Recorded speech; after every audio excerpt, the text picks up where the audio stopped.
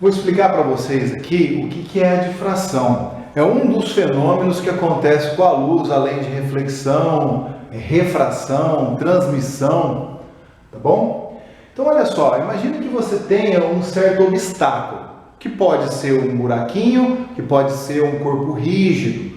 A gente vai ver que o que importa é ele ter o canto, para que a luz sofra esse processo de espalhamento.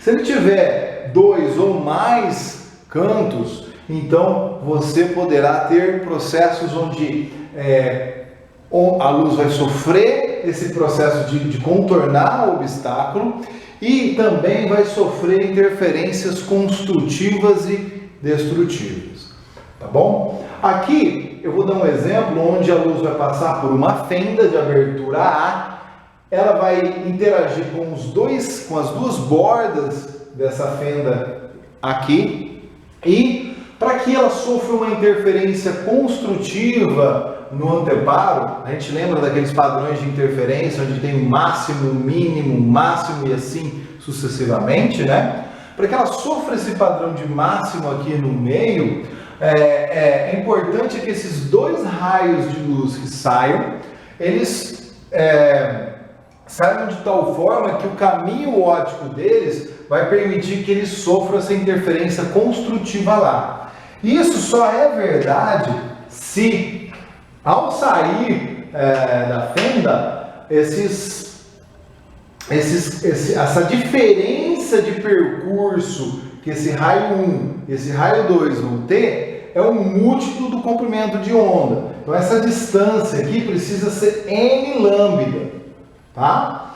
E por relações trigonométricas a gente consegue formular isso daqui. Então imagine só que a gente tenha esse triângulo aqui, onde a gente tem um cateto oposto aqui, n lambda, a abertura é a hipotenusa A, logo o seno do ângulo θ vai ser o oposto sobre a hipotenusa. Isso aqui essa distância, eu vou mostrar para vocês que ela é muito importante, né? A distância entre a fenda, né? A rede de difração e o anteparo é importante porque dela, né, a gente vai também depender para entender o processo aqui. Olha só esse triângulo que a gente tem aqui, ó, que eu estou desenhando. Aqui eu também tenho um ângulo θ. E esse ângulo, essa tangente aqui do θ é o cateto oposto, que é a distância entre 2 máximos e o adjacente, que é o L. Quando esse ângulo θ é pequenininho, ele se aproxima do ângulo baixo, a gente pode dizer que a tangente de θ se aproxima também ao seno de θ. Com isso, a gente consegue relacionar todos esses parâmetros que a gente consegue medir e aí calcular a abertura da fenda. Ou, no exemplo que a gente vai dar no experimento de hoje, a gente vai pedir para vocês usar esses fenômenos ópticos, também o laser, que é uma radiação, para fazer estudos de meteorologia, fazer medidas usando luz. Quando a gente quer medidas muito precisas, na ordem de micro, nanômetros, a luz é o jeito mais fácil de medir. A luz é a nossa régua. E é isso que a gente vai ver no experimento de hoje. Vou colocar aqui uma gilete para incidir, para o laser incidir sobre um dos cantinhos dela.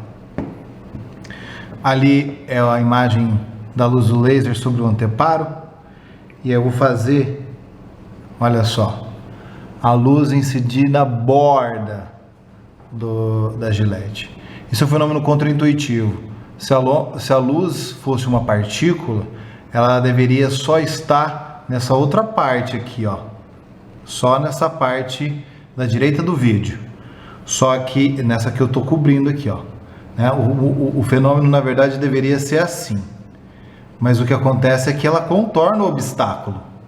A luz, ao incidir nessa região de borda, ela aparece dos dois lados. Isso é um fenômeno totalmente ondulatório. Aqui eu coloquei uma fenda, eu consigo controlar a abertura dessa fenda. Eu não sei se a nossa câmera terá resolução suficiente, mas olha só o que acontece quando eu modifico a abertura da fenda. Eu tenho interferências construtivas e destrutivas. Tenho máximos e mínimos acontecendo ali, ó. Esse fenômeno, ele fica multiplicado, acentuado, quando a gente vem com uma rede de difração. Eu estou aproximando e afastando ela do anteparo e veja a diferença que dá essa distância entre a rede de difração e o anteparo. Se eu modificar a posição do laser, apenas vocês estão vendo a movimentação dele para frente, não estão vendo a movimentação dele para frente e para trás, mas estão vendo a oscilação dos pontinhos. Tá? Isso porque eu estou aproximando ele bastante para frente e para trás. Não existe diferença significativa, apreciável nas dimensões que a gente trabalha para a distância entre fonte e rede de difração. Já pequenas oscilações entre a distância da rede e do anteparo causa grandes distâncias, modificações entre a distância de um máximo e de um segundo máximo, ou de um máximo e de um mínimo, né? Aqui no meio, essa região escura, são os mínimos de interferência destrutiva, tá?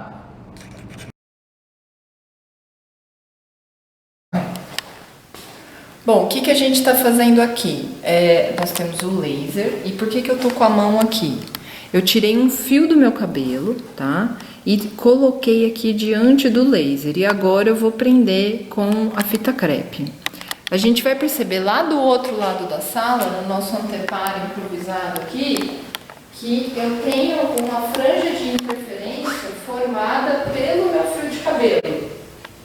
E agora a gente vai medir esse padrão de interferência e, com base na dedução que a gente tem de distância do anteparo e padrão de interferência, a gente vai tentar estimar a espessura do meu fio de cabelo. A gente vai fazer as medidas, depois a gente vai passar para vocês e a gente vai medir o meu cabelo e o cabelo do professor Hudson e vamos ver quem tem o cabelo mais fino ou mais grosso aí.